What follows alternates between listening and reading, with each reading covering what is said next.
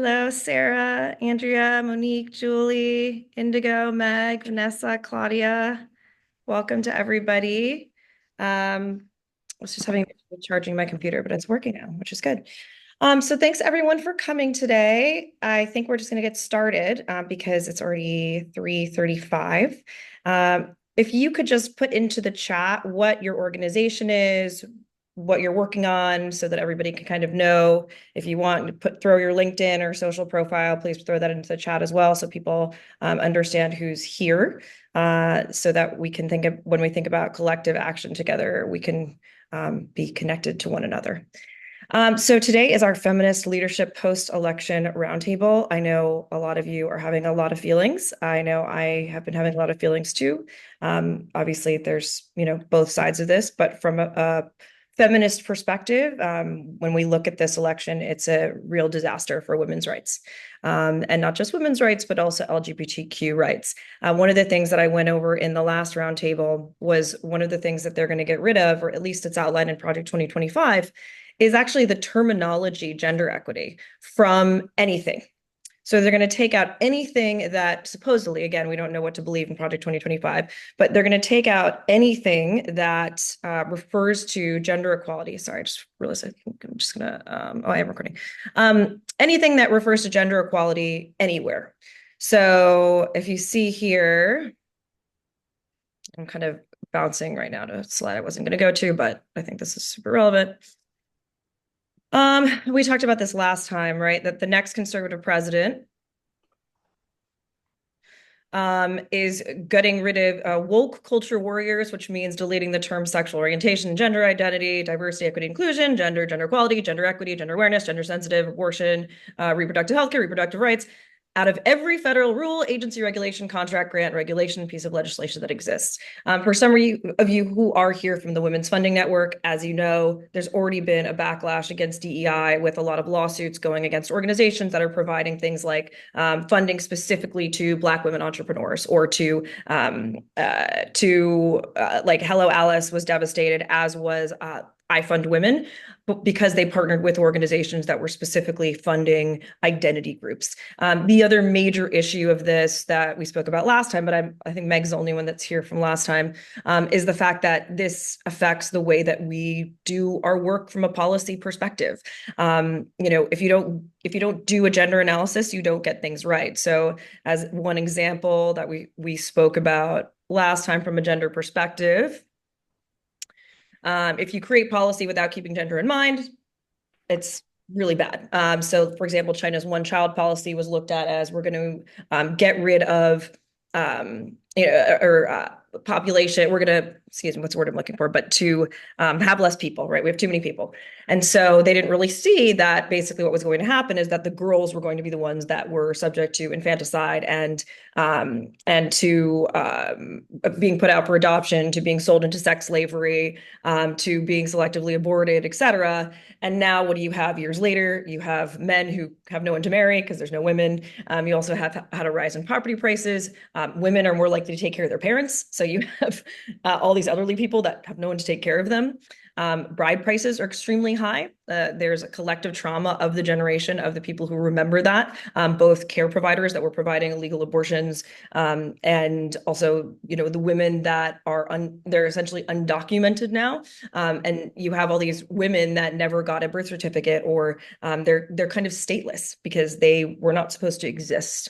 They're called hidden children. And now they're trying to make women have children, and women don't want to have children because it's too expensive. So the irony is real. So from a women's rights perspective, it's a disaster. So let me just go back and just tell you a little bit about who I am and why I'm here. And welcome to all those who are joining us now. And we are going to do breakout groups at a point to help you to get to know one another, because something I really want to come out of this is collective action and collective support of women for one another. But let me just go back to the beginning of my deck. Just tell you a little bit about me and who I am and why I'm doing this.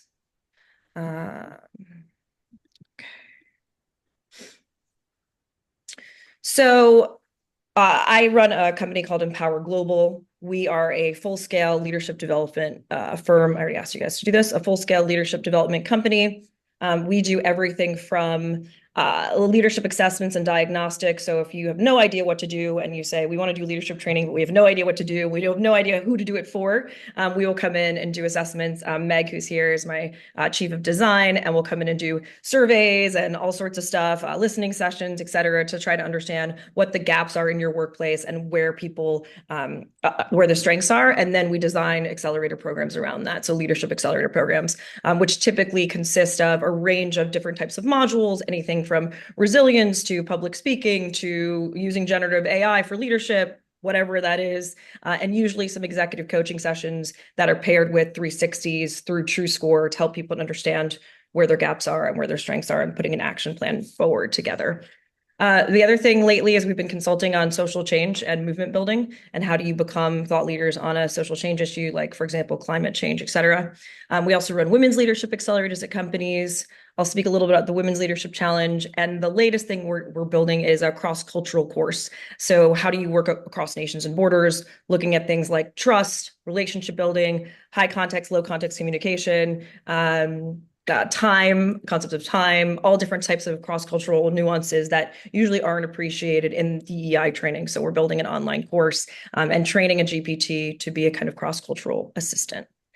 So that's a little bit about us and me. I gave a TED Talk on women's leadership a number of years ago. Since then, I've really changed my tune, and I don't necessarily believe that I believe that feminist leadership is much more important than women leadership. I think that it doesn't matter if we have women at the top if they're not going to act in alignment with feminist values. And I'd rather see a man at the top who acts in alignment with feminist values, frankly. So that's, I think, really important to be aware of. I also think that when you tell women to be more like a woman, that could mean a million different things to a million different people. And what exactly does that mean exactly? And feminism, and we'll look at this, has a set of values to prescribe to that give you that North Star to be, a feminist leader and to be prescribed to instead of just be a woman. These are just some of our clients that we've worked with: Monday, Distilled Spirit Councils, DC Bar, Legacy International, Department of Homeland Security, lots of awesome, cool clients, a lot of government entities.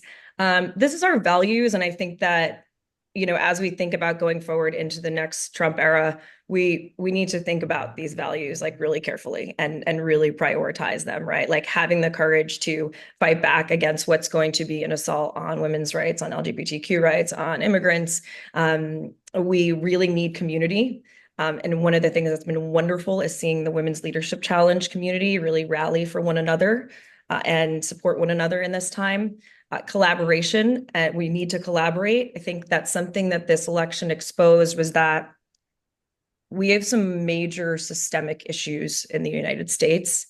And the fact that we can't seem to elect a woman president, I think, frankly, speaks to tremendous sexism and also tremendous racism in our country that's unresolved.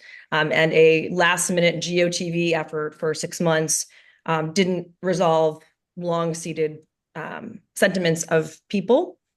You listen to the pundits, they say, oh, people cared about the economy, inflation, grocery prices. Like, yes, but I worked for Hillary Clinton's campaign in 2016, the What Happened book. And I just can't, there's just so many barriers that a woman has to overcome. And there's a great book I was just reading called Off with Her Head. And it's about 300 years of people demonizing women in power. And it talks about how Bernie Sanders gets to hang out with a crumpled sweatshirt with, mittens, and he's cute and cool and hip and never really puts on a suit. And a woman always has to be dressed to the nines. And then she's still somehow criticized for something, right? We just have to reach a higher bar of competence. And even when we are competent, I was incensed yesterday speaking to a guy who is not American, but who said, I think America needs a tough leader. Kamala's so sweet. She wouldn't stand up to those dictators. And that's just what? She's a prosecutor of violent crimes. What are you talking about? So I think there's a lot of double standards for women as we try to rise that are coming against us. And this exposed some major systemic issues with America, as well as 52% of white women, as we know, voted for Trump. They also, I think it was around the same for Trump last time, might have been a little bit less. So we really need to, I think, take a really deep look at ourselves and think about what do we need to co-design, what are the long-term systemic changes that we need to start on now, in terms of why people might vote against reproductive rights or against their own self-interest sometimes. Obviously, compassion for one another and meaningful connection, right? As you know, this election has exposed so many divisions between people, even within families. I was at a workshop yesterday and somebody said, I'm pissed at my brother and my dad because they voted against my rights. Even within families, rifts. And so we're going to have to figure out how do we still create meaningful connection, even in such a difficult and divisive time. So,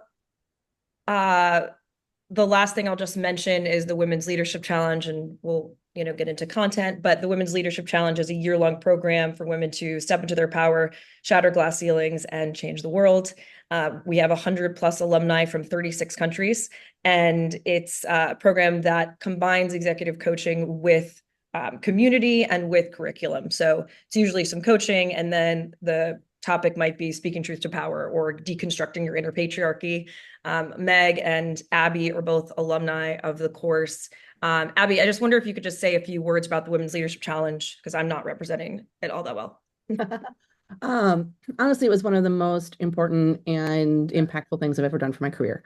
I got so much out of being a part of this wonderful cohort of women and Sam's awesome training and facilitation, and just realizing like who am I as a leader? What do I want to be as a leader? Who do I want to present myself Hey, as? sis. And how do I get there? Um, and I just like having what was this, 10 of us, I think we're in my cohort, from literally all over the world, right? We had a really great group of diverse women. It just was such an eye-opening and impactful and empowering experience. So I don't know, I can't say enough good things. I'm also kind of rambling and didn't prepare as well as I probably should have for you, Sam. No. But join it, do it. You will not regret it.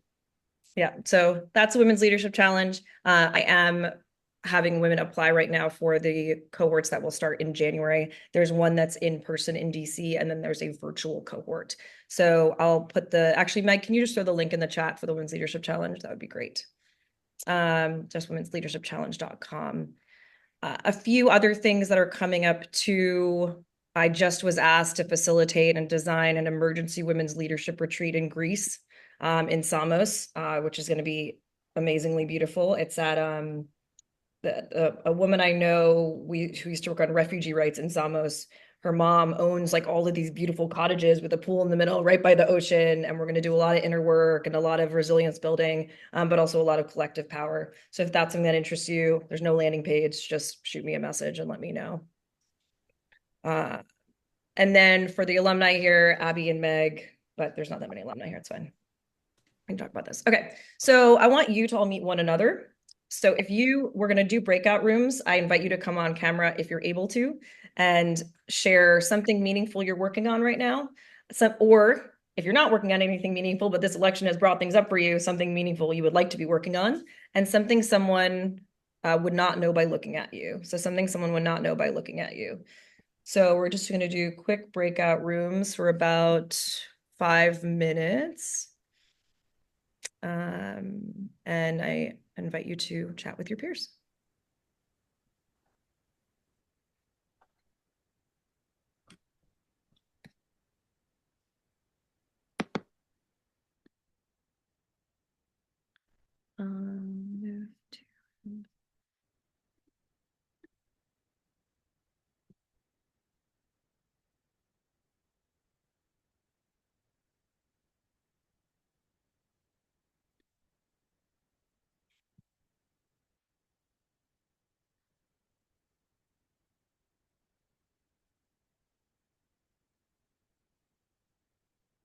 Hey, Erin, how are you?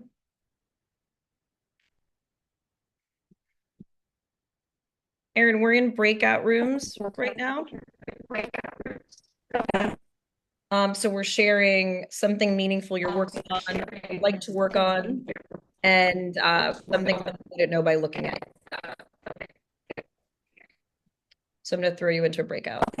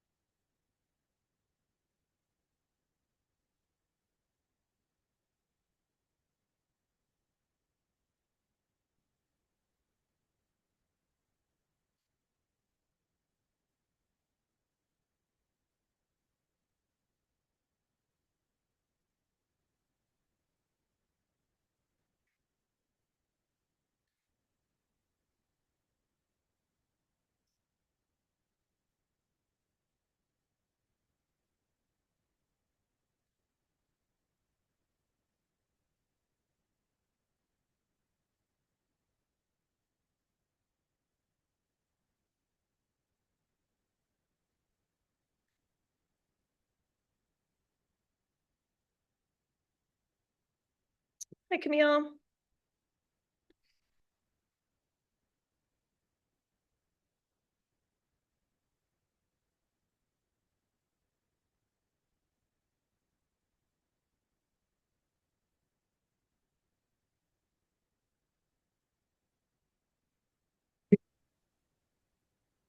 Everybody, and welcome, Camille. Thanks very much. Nice to meet you. I'm Nice- moving around just a little bit. I'll get my video on in just a Oh, that's second. I just great. I just came into the house, sorry. Yeah, and Trish, I didn't mean to miss your comment in the chat. What's the first? I'm scared to ask, but what's the first saddest thing? Oh, Oh, what what are did you I say? talking? Like you Oh, said, a statement about women at the top is most likely accurate, but the second saddest thing I've heard this week. oh, this is you're addressing Who are Trish. you Yeah, talking? Yeah, Trish. yeah. Um, I think first saddest thing is obviously the election results. The second saddest thing is to hear and contemplate that women at the top may not lead differently. I'm not sure I agree with that, but it's very sad to think that there are women at the top who do not espouse the kinds of values that we do. Yeah, thanks, Trish, for So, saying that. So, and just to like be clear, like in my TED Talk, I do talk about how there is research that women tend more towards transformational leadership, which is, empowering women, empowering other people, giving power to people versus power over, et cetera. So there is research. There's some research that women are more ethical. So there is research on like how women lead differently. We obviously are raised to be more expressive and emotional and talk about our feelings. That influences our leadership style. So there's definitely research that women lead differently. It's more so saying that, if you tell a woman to like lead like a woman, like what does that really mean to her? Versus saying if you lead like a feminist or lead like a transformational leader or servant leader, there's a set of things that somebody can subscribe to. And I just keep thinking of Amy Coney Barrett, right? And how really the Supreme Court decision that you know is just such a just put made so many women's lives fatal. Being pregnant is now terrifying in so many different states, or access to reproductive care. She's a woman, right? And there was an article about her being a feminist because she rose to the top, and I was like, this woman is not a feminist. Like, what are we talking about right here? So there is research that goes that way, but I don't think that we can say all women are empowering. And I've seen a lot in my class, a lot of women who have been deliberately sabotaged by other women above them. And I've had that in my career, frankly. It's part of why I started my own thing. I was like, I'm sick of this. I'm not playing this game anymore. So that's in terms of women's leadership, that's kind of where my frame is. So I'd like to do next a little writing exercise. I did this yesterday in a workshop, but I think it's a really good cleansing exercise. So what you're going to be doing is an exercise that's called Right Now I Am. So all you're going to do, you can do this on your computer or on a piece of paper, but all you're going to be doing is just answering this question in stream of consciousness. So whatever comes to your mind, right now, I am. So that is your prompt for the next 5 minutes. And I'm going to put it in the chat because I'm going to stop sharing my screen. But right now, I am. And I just want you to go stream of consciousness on this.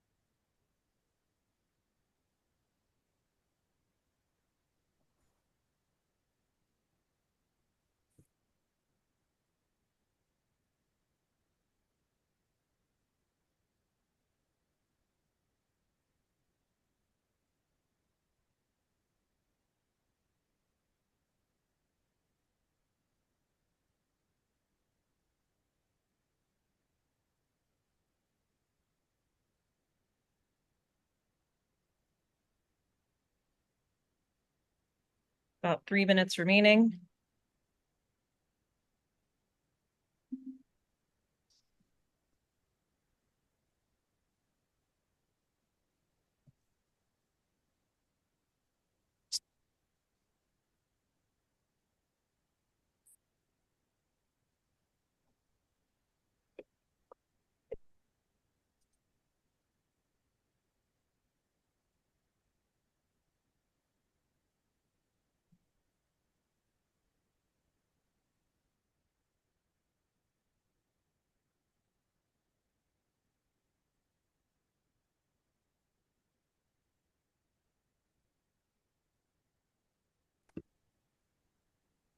All right.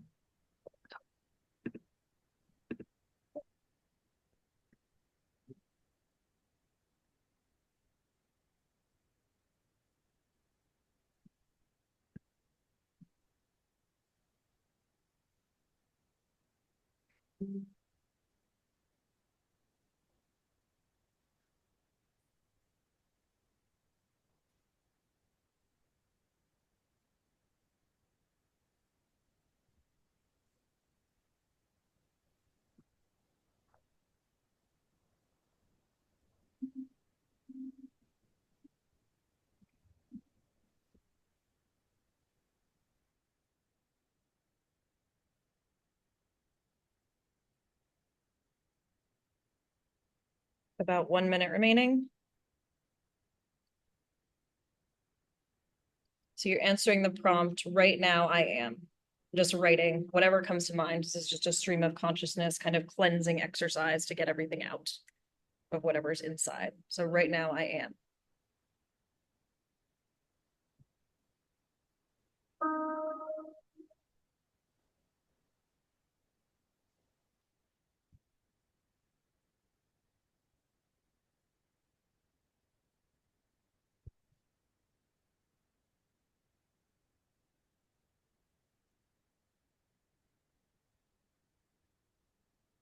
Okay, we're going to cut it there. I'm going to put you back into your breakout rooms. You do not have to share. You do not have to share. You don't know each other. Don't expect you to, but if you would like to share your what you just wrote down, one of the things that I think and Abby asked, I would really like a space to feel less alone. And so seeing the commonality in what we're all feeling, I think really enables us to understand that we're going through a collective experience together. And I'll talk about collective trauma after this. So I'm going to put you back in your breakout rooms. And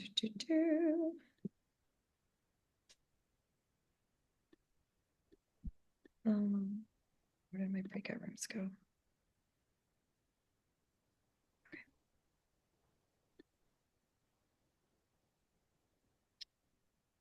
And I'm gonna throw Camille in a room.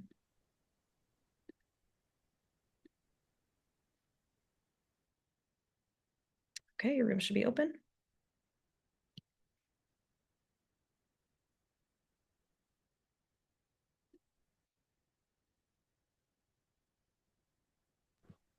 Anything I can be doing from here to help out? I don't think so, but I appreciate the offer. So you're welcome to participate.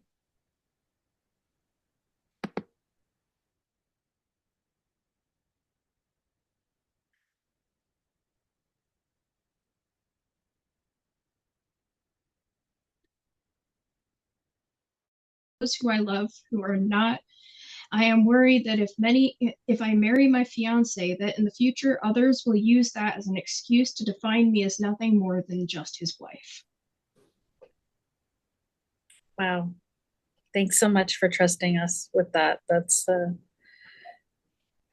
mine started with right now I am so unbelievably sad, and I can't tell you how many friends and colleagues. I work obviously in the gender space, but most of my work is in the climate space, and we're feeling equally sad about the dialing back of what's going to happen in our work and what it means for the planet and the future generations. Anyone else want to share? Well, I'll go ahead. Oh, no, Erin, you can, oh, Oh, you go. It's okay. see, because I'm going to be so depressing, and if you're going to be I happy, think we then all will be. because I'd like to, you could end on a happy. I am, I am so tired of fighting. That's my, and I kind of held it together until Kamala's speech, and when she kept saying, we got to keep fighting. I mean, I'm 71.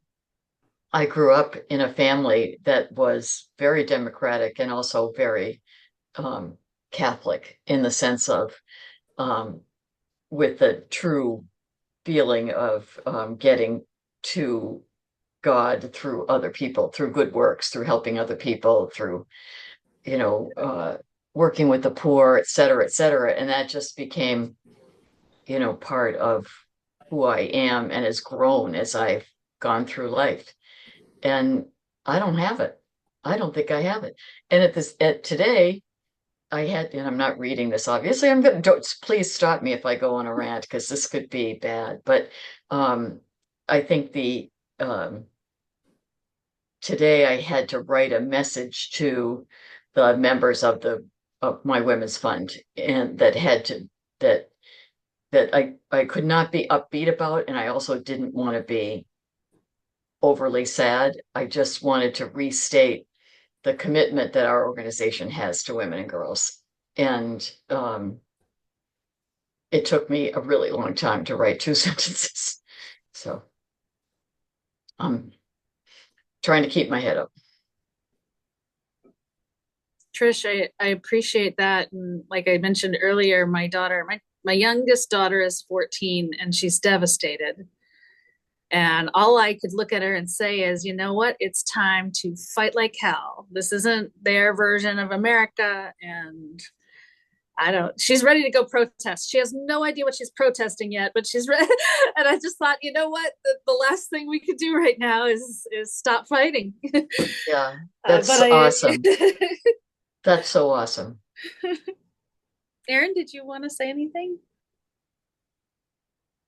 Yeah, I will read what I wrote. It's right now I am sitting. Honestly, that's where it started because I was like, I don't know what I am. And then I put, I'm sitting waiting for everything to drop, like the silence from nature before a cataclysmic event. I have to be calm and reserved and not talk about the craziness that is unfolding. Right now, wait, that will unfold. Right now, I am dumbfounded that so many people hate this other that they're told about and this fear that's gripping our reality and society. This doesn't feel real. Right now, I don't feel this is real. I hear your body, my choice being echoed and chanted out loud in comment sections. Right now, I am fear.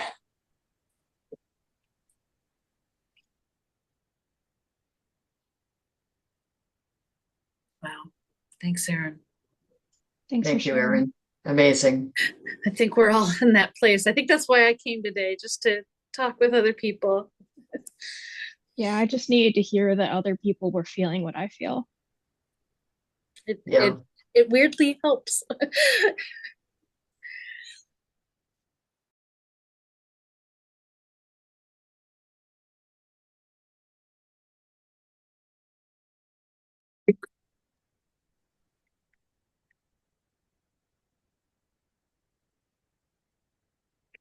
Hey, everybody, welcome back. I think Olivia is now here too.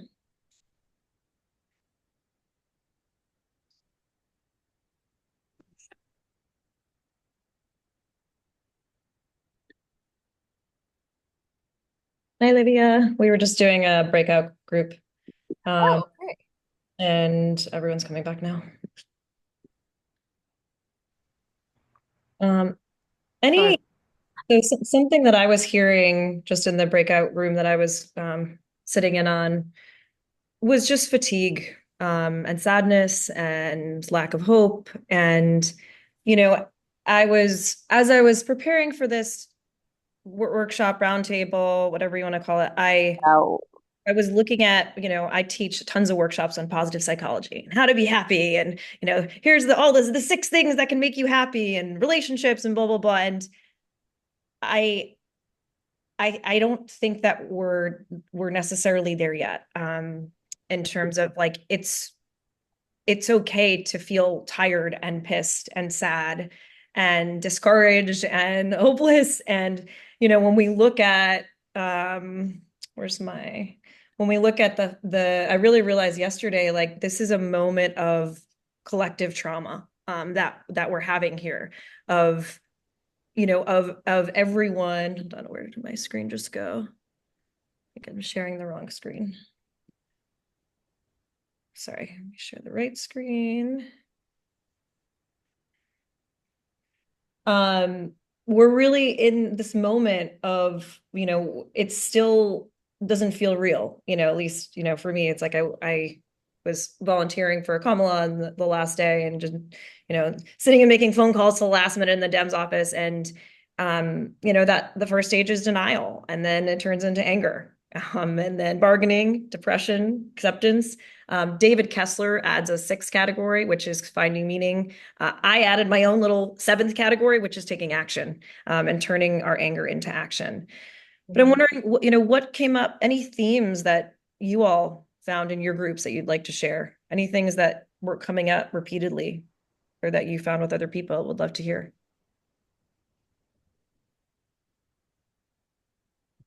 Okay. Fear. So, go ahead. Oh, sorry. I'd say fear is something I think our group had in common. Okay. I would say that people were talking about sort of self-care and how to reorient an approach to take action. I feel very mobilized. I haven't been thinking about healthcare, but self-care, but I was quite mobilized for this election cycle. I feel far more for the next one, and I'm sort of eager to find out more about how to read the tea leaves in a way that I think many of us missed. Yeah. Thanks, Camille, for sharing that. And I think there is an element of mobilization, right? And turning anger, I think, into action is really the best thing you can do. There's a great TED Talk about how when we limit women from being angry, we're limiting them from the emotion that really is the thing that is behind all social change movements. I think it's called the power of women's anger. And but it's also, I think we're also all in different stages. And to be honest, as I was preparing for this, like I've got some slides around collective action and mobilization. I also have some slides around resilience and taking care of yourself. Like there's so many aspects here that I think are intertwined and self-reinforcing. And I also think that one of the things that's important with mobilization is that we figure out how do we regenerate our own energy in a long fight and a long struggle. And, I was hearing a lot of exhaustion, right? Like some of us are sick of fighting and feeling like, shit, I did 9 million postcards and phone calls and blah, blah, and blah, blah, and like, we have to keep doing this. And it sucks that we have to. But the good thing is that there's some amazing badass women that are just even in this room who are doing unbelievable work to lift up women and girls. And that inspires me, and especially if we mobilize together. But that being said, I really realized yesterday that we're experiencing collective trauma, right? That especially as women in America right now, if for those who, were hoping for a woman president, there's a sense of collectiveness. And I think that's where I wanted you all to share with one another, right? Like to realize like this is not like there's so many people right now that are really struggling and questioning and figuring out if they want to move to Europe and do they want to change careers and what do they, what's next for them, and going through the cycles of grief. The other thing about the cycles of grief, I found this funny thing when I was coaching somebody and she said, I thought I was like over my last relationship and now I'm all depressed again today. And it's this really funny thing that basically shows the 6 stages of grief, but they're like this, it's like you think you're over one and then it comes back. So I think a piece of this is our own buttressing our own resilience, but also mobilizing together. Anything else that came out that you'd like to share?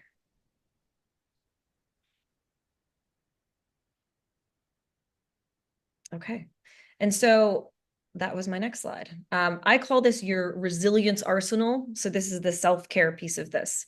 I used to call it your resilience bucket. I was like, I love this term, resilience arsenal, of what do we lean on in order to have resilience? What is it that when we're in these moments of despair, exhaustion, fear, what is it that helps us to reboot while still being grounded? Like, I think what I'm trying to lean away from is like toxic positivity, because I do think we need to be really grounded and ready for all the shit that's about to come our way, from climate change to sacking of civil servants to abortion bans and contraception access.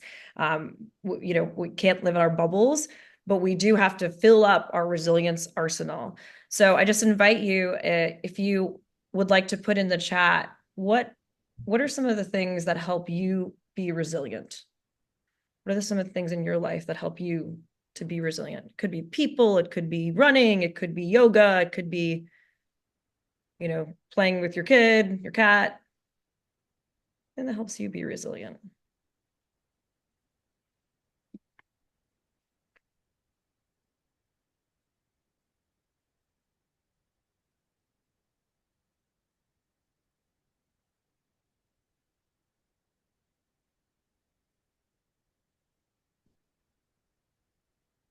Okay, finding joy in small things, laughter. They said it will making SNL great again. So one thing that happened in the last Trump presidency. And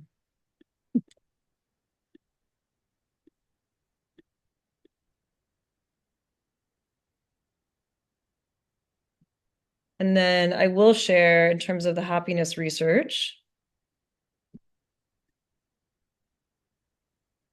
Focusing on what you can control. So this is so interesting, and I don't want to go down a rabbit hole with this, but I was interviewed today by the Daily Kos about all these young women on TikTok now who are deciding to copy the, what is it called? The B movement in South Korea of not dating, not having sex, not.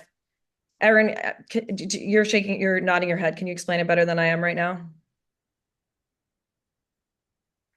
The B4 movement, because there's like four B's, and it means no in Korean. So it's like no heterosexual marriages, no sex. I forget what the other two are, and you can go even further if you want. It's about decentering men. It's interesting because I think, Abigail, one of the reflections that I had was on why women are doing it is because it's controllable. Like it's like you can decide you're going to abstain from sex or, not date or, kind of decenter men in your life. And it's within your control. I think that's why people are doing it right now, because they want to be able to control something. Abigail, I wonder like what's coming up for you there when you talk about focusing on what you can control. I think it's easy for us to disempower ourselves because I think I mentioned earlier, I'm from Canada and I'm so affected by all this. I'm thinking about all. Uh, I think it's easy for us to be overwhelmed, thinking of the big system, the structures, the injustice, and all that stuff. But I think that's how I empower myself and just to see, okay, within my sphere of influence, what exactly can I do?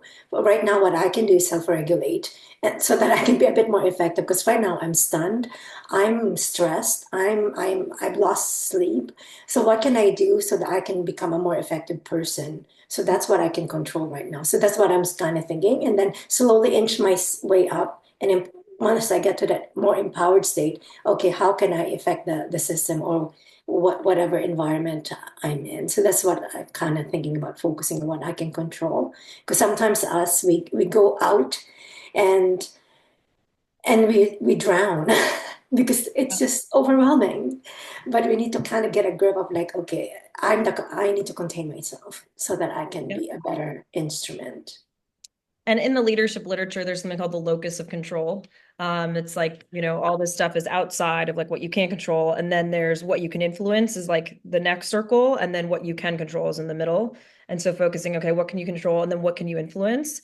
And again, like with a groundedness and reality of like what's going on, but figuring out how do we balance that grounded reality and the fighting like with our own health. So, and just a couple things on resilience, and then I want to go into like election stuff. But since it seemed to be something that you all were talking about, so just in terms of boosting our own resilience, the research all points to exercise as changing our dopamine levels, serotonin levels, just helping us be happier, protect against aging, etc. Flow state. So flow state is one of those things where you're doing something that time and space ceases to exist. So I had a jewelry design business for a little while, but I could sit making jewelry all night. I wouldn't even notice it had been 5 hours of like textures and colors and putting things together, because I was so absorbed in it. So anything that's flow state for you. I also realized shopping is flow state. Like the colors and textures, like, it's not just like the gratification of buying something. It's like looking through all the different stuff and colors and textures and styles. And so those things can be helpful. And some of you mentioned those as well.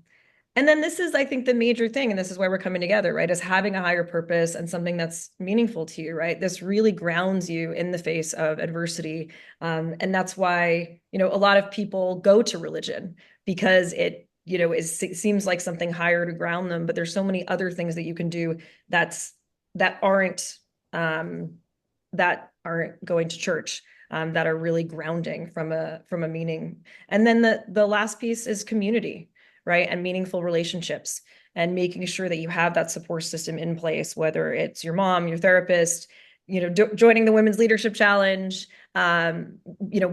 being in community with other people who can support you during this time.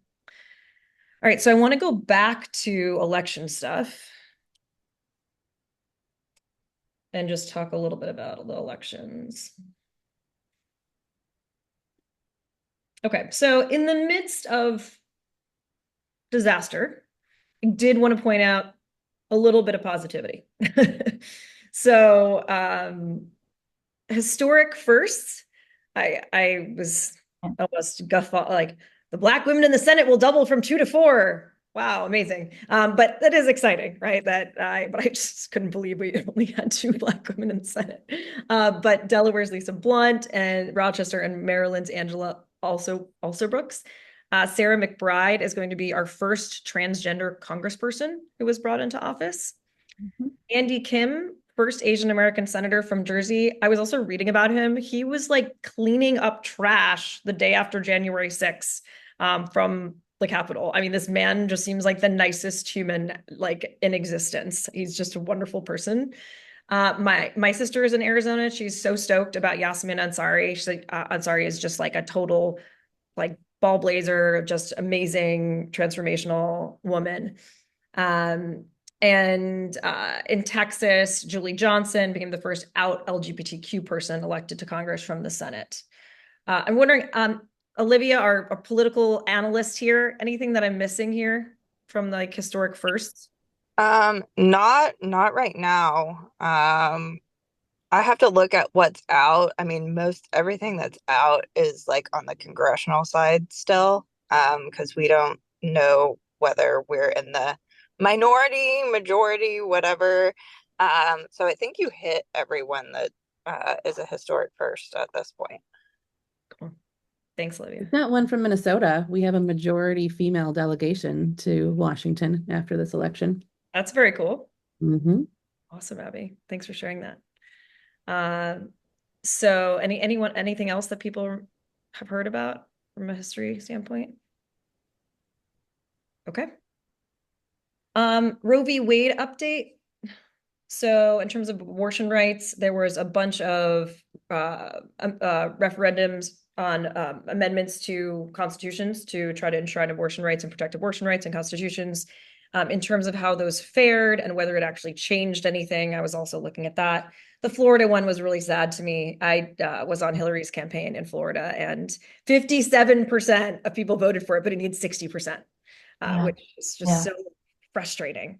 And it's, I mean, a 6-week ban is just, I mean, most women don't know they're pregnant at 6 weeks. It's just ridiculously crazy and awful. So that was slightly devastating. Nebraska, I didn't even know this was happening until it happened, but that Nebraska voted to prohibit abortion and put that in their state constitution, and that passed. Like, what is going on in Nebraska here? In terms of places where it's actually like changed anything, Missouri had a total ban on abortion. And now, because of this amendment, once it's instituted, it will be legal. Arizona has flip-flopped between an 1894 trigger thing that went into effect, I can't remember, to now to then something else. And then the state Supreme Court like ruled that out, whatever. So they also, that is going to be legal there. And in these other states like Colorado, Maryland, Montana, New York, there's going to be expanded protections. And I was just hearing today how state governors from blue states are like gearing up to really try to protect people in their states. Like Gavin Newsom is going to try to do everything he can to protect immigrants, to protect women's rights, to protect LGBTQ rights, et cetera. So I think there's some really exciting stuff in terms of abortion legislation. And now I want to get into change theory. Well, let me ask you guys, is it helpful or is it just going to be too depressing to go over some of the stuff in 2025 that we need to watch out for? Is that helpful or not helpful right now? I think it's helpful. Well, yes, it's depressing. We still need to know what their plan is so we can prepare. All right, so let me go to that first and then we'll come back to change theory. So I talked about it last time, but we don't have the same people. So, all right, so let's just briefly go over some of the beautiful things in Project 2025, which Trump claimed to not be associated with. Okay, so as I spoke about getting rid of gender identity, all these things, I bet too they're going to do the same thing where they defund. In the last year of Trump's presidency, they defunded DEI training, or they said that federal agencies should not do DEI training, which was so stupid. One of the things I think that we need to think about too when it comes to change is messaging and how we message certain things, right? So for example, as a leadership practitioner, I still teach DEI, but it's under leadership now. It's under inclusive leadership, daring leadership, whatever, transformational leadership, whatever I can call it to get people to learn it. But it's under the leadership banner. So I think we also have to think about how we're messaging certain things. Another thing from a messaging standpoint that was interesting is that there's been some backlash against ESG, which is environmental, social, and governance standards in investing. Decarbonization is not seen as divisive. Obviously, decarbonization is not the same as the full spectrum of ESG, but it's interesting, like some companies that were working on climate from an ESG lens are now changing to decarbonization. Talked about this already. I think we're going to see Trump end US aid to Ukraine and basically let Putin have whatever he wants. That's quite terrifying from a democratic standpoint, because I don't know that Putin is going to be satisfied at taking Ukraine, and the Ukrainian people have just put up such an amazing, long, arduous fight for their democracy. I don't know about Taiwan, but I mean, Trump just generally, I also host a podcast on global politics, is an isolationist. I mean, he doesn't think we should be all over the world. He's kind of like, America shouldn't be the world's policeman, whatever. I think we're going to see him try to defund as much federal aid as possible. I don't know. The Taiwan-US alliance has been in place for so long, but without the US, Taiwan is basically gone. The US has supported Taiwan this entire time. He's probably going to exit any sort of non-proliferation forums. Reproductive rights, they talk about blocking abortion medication shipping. So even if in states that are red states, of blocking the ability for them to get abortion medication, pulling approval for potential, even for drugs, I can't remember the mifepristone, limiting contraception access, upholding these ridiculous fetal personhood laws that a fetus is a person, but apparently a woman's not a person. We've now found that out. And then, ironically, cutting sex education, pregnancy prevention, and abortion programs. So this is the irony that I'd never quite understand of kind of, in Project 2025, it's very odd. It like blames single families for like the downfall of the family in America, but then simultaneously says, no access to abortion, and we're going to limit sex education. And the states that have abstinence-only sex education are have the highest rates of teen pregnancy. And apologies for the women. I know it was just, I think it was just Meg and Olivia who were here last time, but apologies for going through this again. Climate, obviously some of you have mentioned climate. Last time we saw during the Trump administration, there were more meetings with at the was it the EPA? I think the EPA logged with oil and gas companies than there were with climate activists. So that's thrilling. Thinking about privatizing FEMA. Some of the stuff in this thing is just like wild. Expanding gas, mining, coal, and logging on federal lands. And hi, Kate. We're just going over some things that are in Project 2025, just to really depress ourselves. This one I'm really worried about. I've done a lot of training for civil servants on behalf of the Partnership for Public Service and also in my women's leadership groups.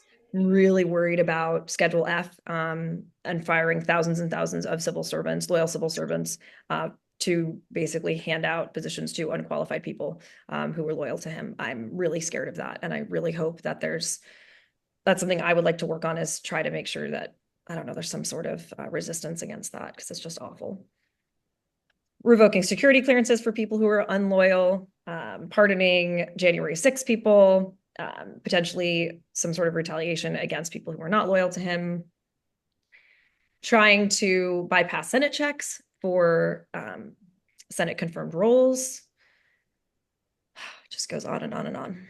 I don't want to keep going this. I'm worried about freedom of the media and targeting political rivals, journalists, activists. That's always like classic dictator move, which is why I think she said Trump is a fascist, because this is a classic dictator playbook stuff. ESG and DEI, we talked about that. Let's see, Supreme Court and Voting Rights Acts, upholding racially gerrymandered maps, investigating and sanctioning critical media. I would say one thing that is positive about Project 2025, well, I don't know if this is positive, but I think this would be more effective than women withholding sex, is if they actually ban pornography. That is in 2025. That would really send a message to all of the men who voted for Trump when they banned porn. Dismantling DHS, dismantling the Department of Education is in there, which is just bizarro. I just don't even, I talked to one teacher whose door I knocked on. She's like, I don't get it. Like, I'm a teacher. Like, why would you defund the Department of Education? Or like, get rid of it. That's the stupidest thing I ever heard. Okay, so that is some of the joy and beauty in Project 2025. Anything else in Project 2025? I know Olivia has read it in depth. Anything that I missed that's important to bring up, to be aware of? I mean, I think those are the big ones. Erin, did you have something to? Yes, because I was actually reading this the other day while I was at work. Not only just dismantling DHS and everything that's under it, privatizing TSA, combining all of the and immigration border patrol into one like super massive thing, but also restructuring the intelligence community as a whole, to where like they can put in place people that they want and everything, and basically make it to where it's not the intelligence community that we see now, but mainly working for him. Thank you for sharing that. Andrew says weakening ability of LGBTQ to serve in the military. Some of this stuff is just so stupid. Andrew, anything else on that? What are they saying about that specifically? I think the language was that they wouldn't let anyone new sign up if they self-identified as that. And then probably, I think there was also, if you were trying to transition in military service, not supporting that. Got it. Thank you for sharing that. Anything else that I missed that's important, especially for your work? So lots to look forward to in a Trump administration. We also have no idea who is going to be, I mean, somebody said is a female chief of staff, like great. And that's what the point I made earlier about just because it's a woman doesn't mean that they're a feminist or going to uphold women's rights. The other thing, funny story. Gives Dolores Umbridge vibes. I don't know if y'all have seen her and read about her, but like very much Dolores Umbridge vibes. So yeah, I don't know that much about her. But I think in the last Trump administration, wasn't it like the least racially diverse, gender equitable cabinet like in history or something? Not in history, but it was In decades. yeah, they didn't care at all. The other thing, just some humor, funny story. I met Ryan Zinke, who was the Secretary of Interior during the Trump administration. He was giving tours of the bottom of the Lincoln Memorial. It was super random. And I was very concerned at the time, and I still am, about the missing and murdered Indigenous women and how many women on Native lands are raped, sometimes more than once, and victims of sexual assault and disappeared. And suicide is extremely high in those populations. So I thought, hey, I'm an activist. Here's my opportunity to tell Ryan Zinke about this. And so I asked him, are you doing anything around missing and murdered Indigenous women or protecting women on Native lands? And his feedback to me was, oh, don't worry, Ivanka's got it covered. I was just like, I gewaltz. So that's it was his perception. Instead of like integrating gender equity into the department, I don't even think he would know what that meant, but it was just like letting Ivanka do anything that had the word women attached to it. I will say one thing that Ivanka did do that was, I think, positive was there was a big focus on women-owned businesses. Andrea, thank you so much for coming. There was a big focus on women-owned businesses. So that was one thing that was positive, and women's entrepreneurship. So hopefully that is a focus again, because there's always like a focus on business. That was a big focus of hers. All right, so now let's reorient and go into action. Do people need a break, or are we okay? Okay, or break? Okay. Which one? Okay. Keep Okay. going. All right. So let's talk about change. So the people that have already been in my class have gone over this, but essentially there's a session in my class called Creating Institutional Change. And when I started it, I actually didn't teach it. I just brought in a speaker. And then I brought in another speaker, and then I brought in another speaker, and then I brought another speaker, and I started to realize, oh, there's all this stuff in common between all of these people who are creating change, whether it's on DEI or on human trafficking, or gun violence protections, climate change, et cetera. There's commonalities between all of these people that are creating change. I also used to work with women's rights activists at Ashoka and social entrepreneurs and change makers. So we're not going to have time to like go through every one of these, but in the Women's Leadership Challenge, we do a whole like deep dive 2 classes on creating institutional change. And I love change theory. It's like my favorite thing to teach these days. Let me just share my screen. Maybe it'll just be a refresher for my alumni of the class. So in our change models, the first thing is you have to figure out, okay, what's the destination that you want to provide to people? And what's like your theory of change? So like, what's your if then? Okay, if we are able to bring 1,000 women to Congress to lobby for this, we're going to change this policy, whatever that is. It's so important in change, and this is what I was talking about with messaging of strategizing WIIFT, like whenever you're trying to create change, it doesn't care why you care. It's why does that person care? What is in it for them? So, for example, from a lobbying perspective, if you go to one senator and they care about creating new jobs, your argument for immigration rights is going to be about job creation versus in another state where the person cares more about human rights, you're going to have a rights-based argument. So we always really want to be really clear about who our audience is and what their incentive is to participate, to take action on whatever it is that we care about. There's a great book called How Change Happens by Chip and Dan Heath, and they talk about something called the rider and the elephant. And the idea of the rider and the elephant is that the rider is much smaller than the elephant. The rider represents logic and the elephant represents emotion. Ultimately, people are emotion-based creatures. You have to speak to emotion in order to create change, but back it up with data. Creating a clear path and removing obstacles. So how do you create a path for people to follow whatever these actions are that you want them to take?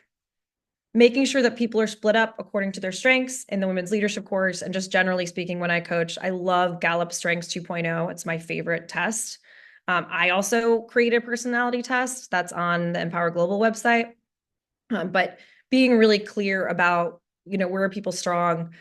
when I was on Hillary's campaign, one thing that happened was that I had, everyone's supposed to door knock, right? That's like every volunteer that comes in, it's like, okay, go make calls, go door knock. Some people don't like doing that and they're not good at it. And so one of the things that I did was try to figure out, how do I utilize these volunteers that don't want to knock on doors or can't physically or don't want to make calls? And so I had one woman who ended up just confirming appointments and organizing all the papers for volunteers and making sure kind of like, everything was organized. Like she was like the office manager. I had another guy who was an expert in like geospatial intelligence, and I had him do a map of, we had gotten our like turf areas, but they hadn't identified which were Spanish speaking. And I had him like overlay maps of like Spanish speaking populations onto our turf maps to figure out which areas were Spanish speaking and how did we split them so that we made sure we had Spanish speaking people go to Spanish speaking areas. So that's just like a small example. And I know all of you have examples of these things as well. Change champions are really important. So, and that's where, in your organizations, figuring out who are the people that can push this change along. And we'll, I don't know if we're gonna have time for stakeholder mapping, but we'll talk about it. Bright spots and scaling. So I love the idea of bright spots. The concept of bright spots is that we always look at what's not working, but usually we don't look at what's working. And the concept of bright spots is, for example, they have given an example of a village in, I think it was Indonesia, and there was like 80% of children were malnourished. And so usually you would just look and go, okay, what are all the factors contributing to malnourishment? And what they did instead was, well, who are the 20% of kids that are malnourished and why, that are in the same economic class? And what they found out was that their mothers were putting protein in every single one of their meals. So same amount of food, but they were putting protein in their meals, and they were doing 5 meals a day instead of 3. So, and then they leverage those mothers to then train other mothers on how to feed their kids in this way that then was going to help them be healthy. And sorry, I'm speeding through these because this is like, these are long lessons, but looking for those bright spots and seeing what is working from a change perspective. Embracing mistakes and asking questions. Abby, I love your post-mortem article. Do you want to just talk about this for a second? Because I love it. Oh man, I haven't thought about this in a long time. But in the tech world, we have this concept of postmortems. That anytime that something goes horribly wrong, right? Your servers are totally down and none of your users can use the system, right? Or there's some other big bug that happens and it's embarrassing. You bring the whole team together and you do what's called a blameless retro or a blameless postmortem. You look at what are all the contributing factors to that particular thing. And how can we prevent that from happening again? You use it as a learning opportunity, not a pointing fingers session. And by documenting those things, assigning people who are responsible for making the changes so that it doesn't happen again, you build this culture of growth and learning that then continues to improve both as a team to how do you respond to these incidents, how do you communicate better within them, but also improve as a product for your customers. Cool. Thanks, Abby. Yeah. And then rewarding yourself and others along the way, making sure that we celebrate those small wins, especially when it just looks so bleak, that, even if a policy hasn't changed, hey, you got the bill to the floor, whatever that is. That's so important. Or like Olivia, I mean, this is important in your world, right? Of political, I love how Olivia says, like, you usually don't win your first race, but you're building collateral for your next race. Isn't that right? And so how do you reward yourself, even if you didn't, we had one woman who graduated the women's leadership course who ran for the Senate primary in California, and she didn't win, but she got, a substantial amount of the vote. 30,000 people walked in and thought she should be the Senate representative for California. Like, that's powerful for the Democratic Senate representative. And then equip your resilience arsenal, which is what we talked about. So that is a very quick description of our change model and theory, and we go really into that in the Women's Leadership Challenge, and also when I do change workshops for companies and organizations, we kind of go deep and then figure out, like, what is the change that they want to make. I want to introduce you to one more thing, and then I want to do some like collective brainstorming for the last with the last remainder of the time. I love this. This is Gene Sharp's 198 Methods of Nonviolent Action. And you know, I feel like I don't have to tell this group this because you're all, yeah, Abby, thanks for making that point. I just saw that. And the exact title of the book is How Change Happens by Chip and Dan Heath. That is the exact title of the book. Other change books that I love are Raj. Well, actually, I'm not going to recommend that because I don't know it yet. There's a book called Switch. I'm looking at my bookshelf right now. Switch is a really good change book. And then there's another one written by a woman. I'll remember it in a second. I can email it out to you guys too. That Samantha Power recommended in her book, Education of Idealists, which is terrific. So this is Gene Sharp's 198 Methods of Nonviolent Action. And I think what that movement of women, of young like TikTok women who are now abstaining from sex and dating and, you know, decentering men or whatever that is a creative strategy, right? It's like, okay, well, protests clearly aren't working. We voted, that didn't seem to work. What are other things that we could possibly do? So as you look at this, what I would love you to do is to use your annotate tool. So if you go up to the top, it should say you are viewing Samantha Karlin's screen.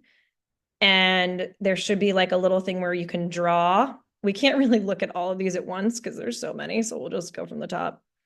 But to circle or like underline any that stand out for you as like tools that you think are going to be helpful in the next 4 years. And then we'll do the bottom of the list. So if you go up to the annotate tool, it should say you're viewing Samantha Karlin's screen. Then there's like a little drop down menu with an arrow. And then you go to annotate. And then there's a way to like circle stuff. People see that? Cool. Just want you to take a look at this list and what stands out for you as you look at this. Whoop, it went to like tiny, skinny. Oh, whoops. There we go. Much better. See if I can expand this.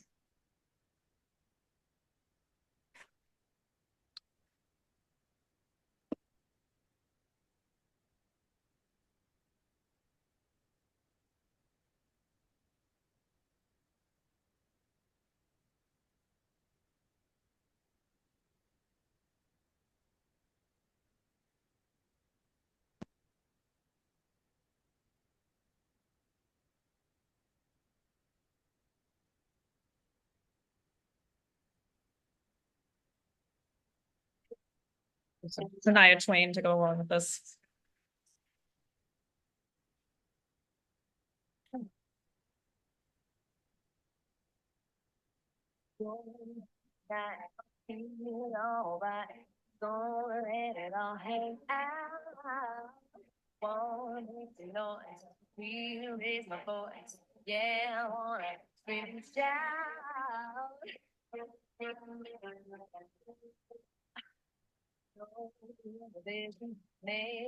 Thanks for adding that.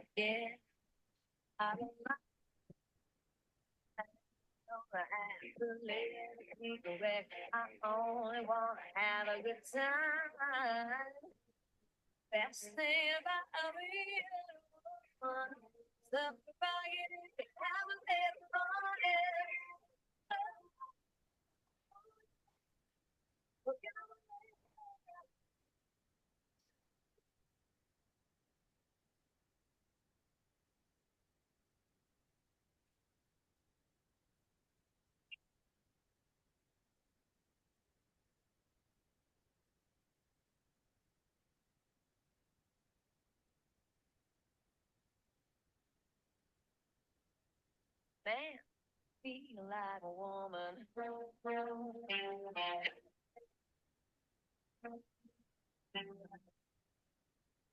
The girls need a break.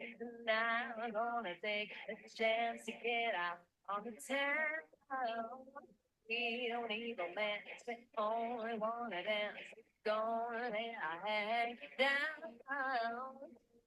The best thing about being a woman. All right. Does anyone want to talk about one of the things that they circled and what that could look like? Any particular ideas coming up for people as you look at this list? So we had already talked about the illustratic non-action, but the social disobedience, I kind of think of that as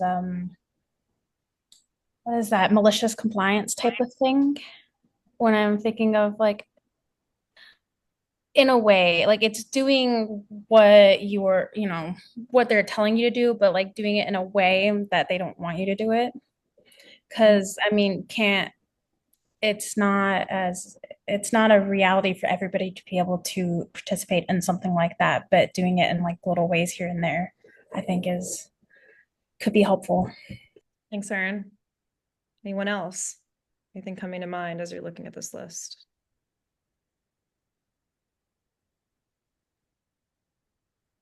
I circled number 10 and 11 about media, because clearly we saw how effective it was at turning people to the far right. And I feel like there's something there that we have to do to like get back in front of people and reverse that level of disinformation that they're hearing. What that is, I don't know, but clearly I don't necessarily think that it's newspapers and journals, but it's social media, it's podcasts, it's the types of media that they're consuming today. And that was the closest thing to that on the list to circle. Yeah, I know Trump reached a lot of his new base through podcasting. Yep. So I think we're gonna have to get creative there. Yeah, I agree. Like the number of people that were interviewed on NBC was like, yeah, I decided to vote for Trump because of Seth Rogen, right? Like, heck with that guy. Yeah. And then Vanessa, film, and I saw that you're a filmmaker. Or if you're able to come off mute, I would love to hear a little bit more about your film about the Taiwanese past president and the role of film. Yeah, I feel like we need to tackle the mandates of the major global streaming platforms and distributors, because a lot of them don't prioritize stories about democracy or that would help strengthen our democracy, or they care about that. It's so much about making money and repeating past success and being fearful of change. And it's such a major export and such a form of soft power that matters. And, I'm an underdog independent documentary with basically no money, constantly fundraising, but we're getting invitations to screen. We've screened in the UK. We screened in the German parliament. We're about to screen in the UK parliament. If President Tsai comes, we're going to be hopefully at the White House. We'll be at whatever, there are a few university invitations, but we're doing the distribution independently, and it's been deeply meaningful. The community support and outreach, the audiences that want to host a screening for their community or at a university or think tank or in a theater. We've done theatrical release, but despite all of this turnout and incredible word of mouth, it's very hard. Our industry is totally broken, and it has everything to do with how the platforms came in and dumped a lot of money and broke the system, and now have changed their mandate. So I think there's a lot of work to do in our film, television, culture ecosystem. The number of women who are behind the camera and directing, and who are people of color, all of that is not improving. And there's an organization called Reframe.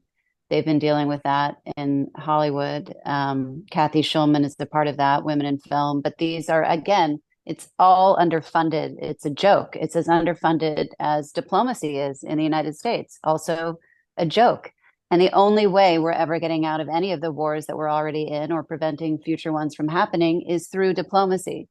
So, I mean, I think it's all connected.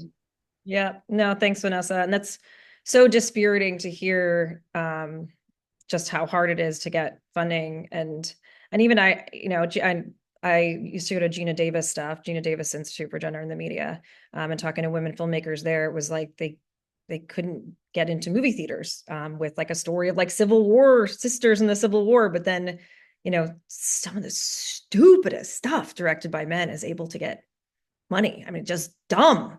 I'm like, yeah. Same with venture funding. It's like do we really need another sports betting app? No offense, Abby, I know you did work for one of those, but like it's, like they'll get funding for that, but then like something really important won't be funded, like your film. Yeah, and Reframe has all of this information, and Franklin Leonard has really spearheaded the film community's understanding of the data, and the research is there. And it wouldn't be against any of their economic interests to support a more diverse field of filmmakers and writers and directors. But what they do is go toward their own confirmation bias. White men support white men who keep supporting white men, and then they get the track record, and then they keep getting supported, and there's no breaking in. Yeah. And the dissimilarity, I mean, the same misogyny and sexism that women leaders face in politics, they face in arts and culture. It's a joke.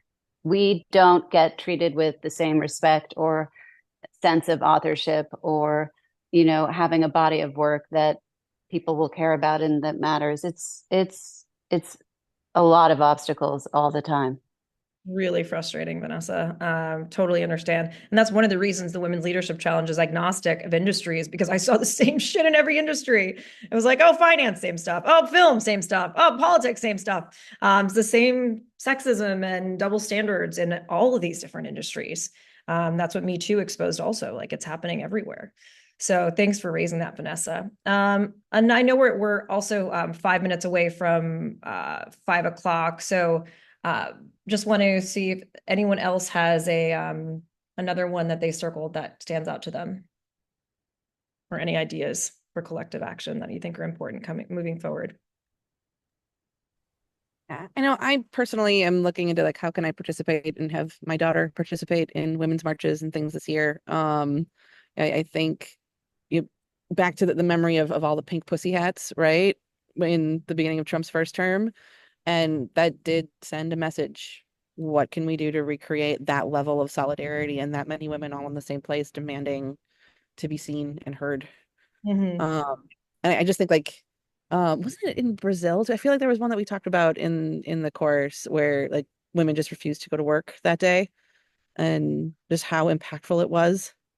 Yeah, I can't remember what country it was, but I remember I don't that. remember either, but yeah, it was, no domestic labor, no nothing, right? Like just what happens if women don't show up? So in the interest of time, and like if people want to stay and chat, I'm happy to do that. But just in the interest of time too, in case anyone has to drop off, I just want to invite the new women here that I haven't been in my course or haven't coached or worked with, to, if you're interested in just talking, or you're interested in the Women's Leadership Challenge or collaborating or whatever, just to invite you to book a call with me, if you'd like to. So I'll put my Calendly in the link, and just feel free to put on whatever, 30 minutes, 45 minutes, an hour. I don't really care. If it's the Women's Leadership Challenge, please put on an hour. If you just want to get to know me, I'd love to meet all of you and hear about all of your work, because it sounds really important. So just putting my Calendly in the link, and I'll also send that out.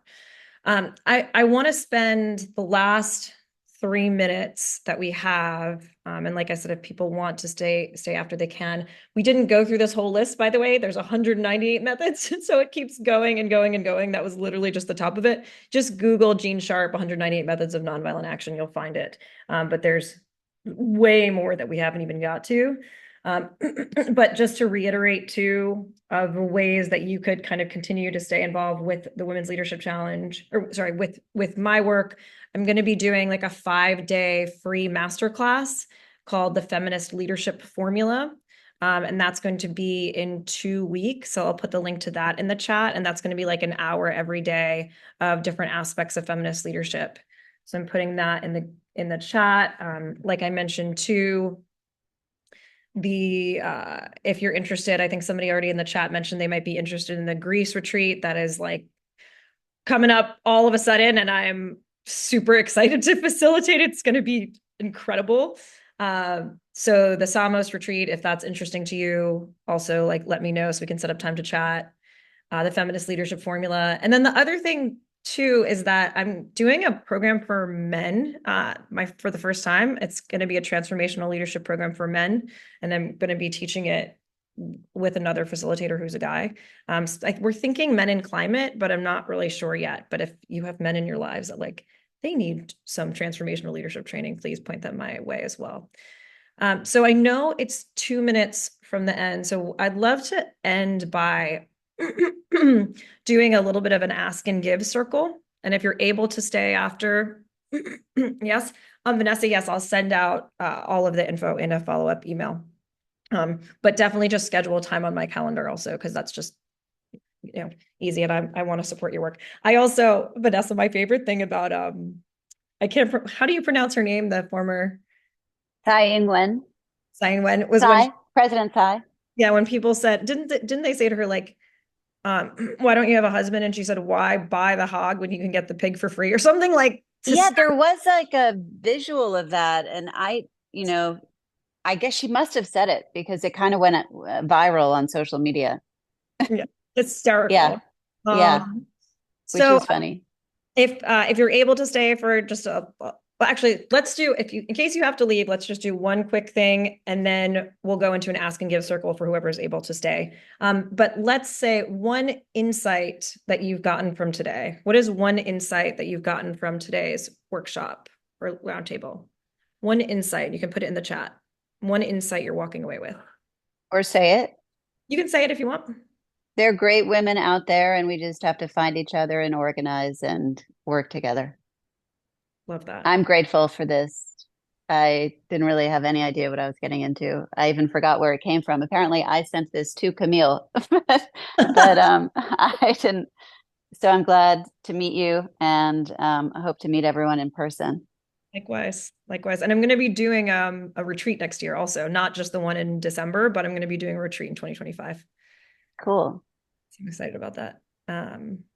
Male feminists, hope isn't lost. Feel less alone. And Indigo, I'm so glad you're here. Anyone else have an insight they'd like to share? It's not an insight, but thank you for hosting this. It's my first time to attend, and this gives me hope. I think this gives me hope that we can really empower ourselves and look for, when you said the bright spot, this is the bright spot. I think collectively we can move forward and do something meaningful. So thank you for this. Yeah, I appreciate Thanks, Abigail. I appreciate you showing up and participating, and it's such a delight to meet you. Look forward to chatting further, hearing more about you. Thank you. Anyone else have anything they want to share about insights? Okay, and the last quick thing we'll do, if you're able to stay or want to stay, is a little bit of ask and give, because we're, people are not doing great right now. You can put it in the chat or come off mute if you'd like to. What is an ask that you have for this community, and what is something that you're able to give? What is an ask and what is a give?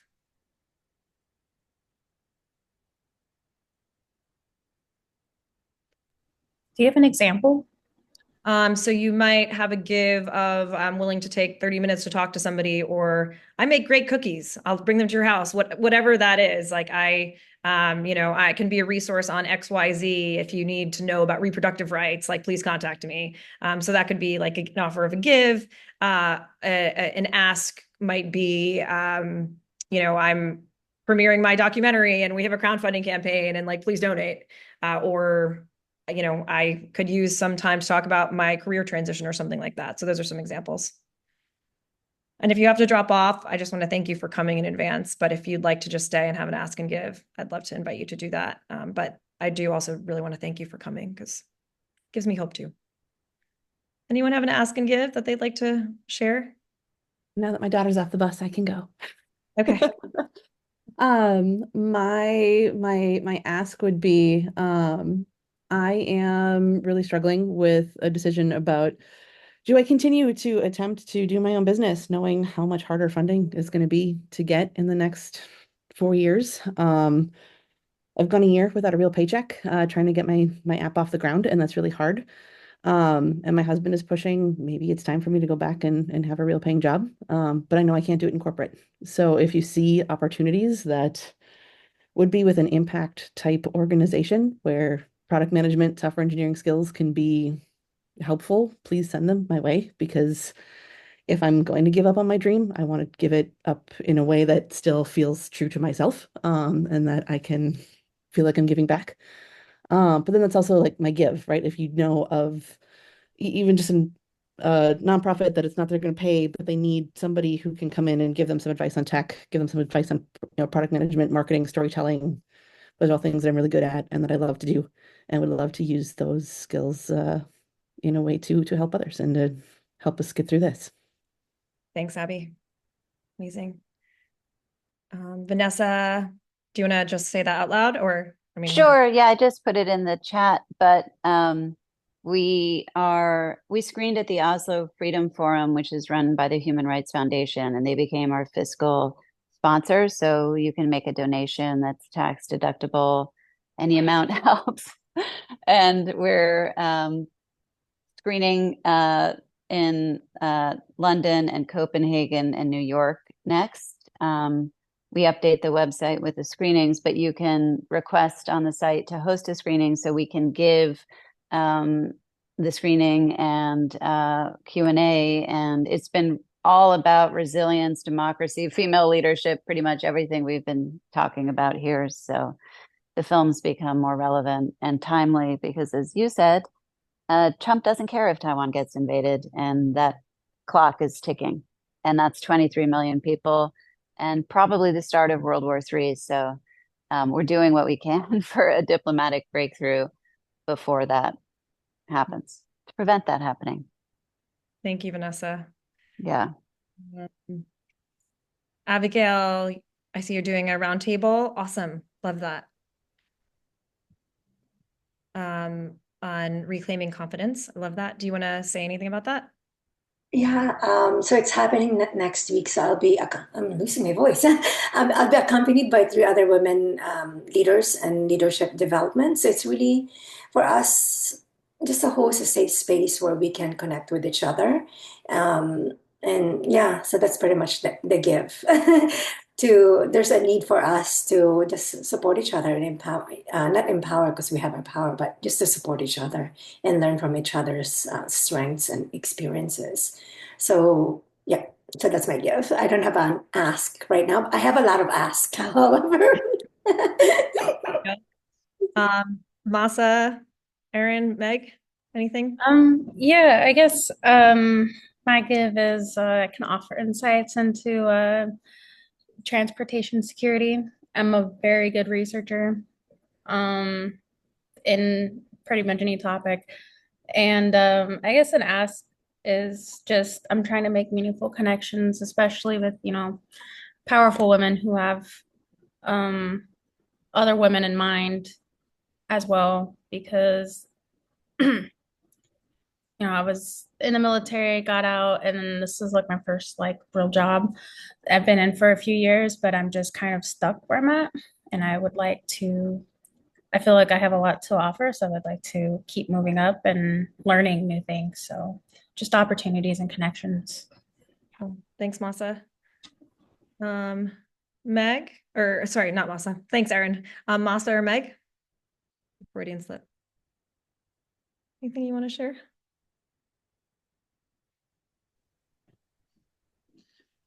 I guess my give is listening today. Thanks, Meg. I'm a good listener, and I'm up for listening to whatever.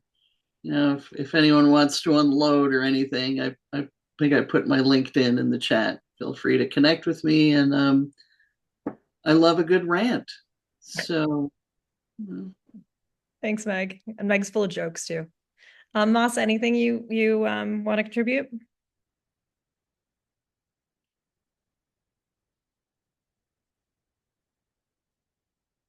All right. Masa, anything? Hi, Masa. Hi everyone. How are you? Good. How are you? I'm doing wonderful. Any Well, ask or give? oh, well, I've listened to all I've listened to the conversation, and this is my first time, on the workshop, and I look forward to getting more insights and um what the workshop is about, what the organization, but what I've understood is about women supporting women, in those different areas, those different challenges they are faced with in their day to day, in their organizations. Yes, so as I say, it's a very great initiative, and I look forward, you know, to sharing ideas, empowering each other, motivating each other. So I look forward to that, Samantha. Beautiful. All right, everybody. Well, I think that is about it. My ask would be to schedule a time with me if you wanted to chat. And also, like I said, I'm looking for the next cohort of the Women's Leadership Challenge. Even if you're not in the position to do, it's a year-long program. It is a big time commitment. It's also awesome. But if you know anyone that you think would be a good fit, please send them my way. And also connect with me on LinkedIn.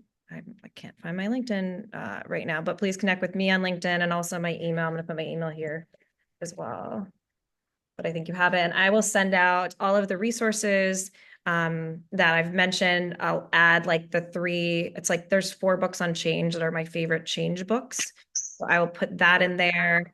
And then I'm not sure if I'm going to do another roundtable, but like I mentioned, I'm going to be doing the Women's Leadership Challenge, like mini leadership challenge, the Feminist Leadership Formula. I think this is my LinkedIn. I'm not sure if this is going to work. I just posted yours for you, Sam. I had LinkedIn up, so. Yeah, that was but thank you for coming. And also, I mean, it's been hard for me personally too. And I think I really love that what someone said about like, this is the bright spot, right? I think it was Vanessa or whoever it was, like, women supporting other women to fight against this, to give each other support when we are struggling in the wake of a really hard decision and we don't know what's going to come. And I don't want to sugarcoat it because it's not going to be good in a lot of ways. And we have to equip ourselves and we have to join together collectively to be able to get through the next 4 years and make sure that as few people are discriminated against, retaliated against, fired, affected as possible from a negative standpoint, and really try to rise up. So thank you, everybody. Again, please feel free to schedule a time with me. I'm pretty open next week.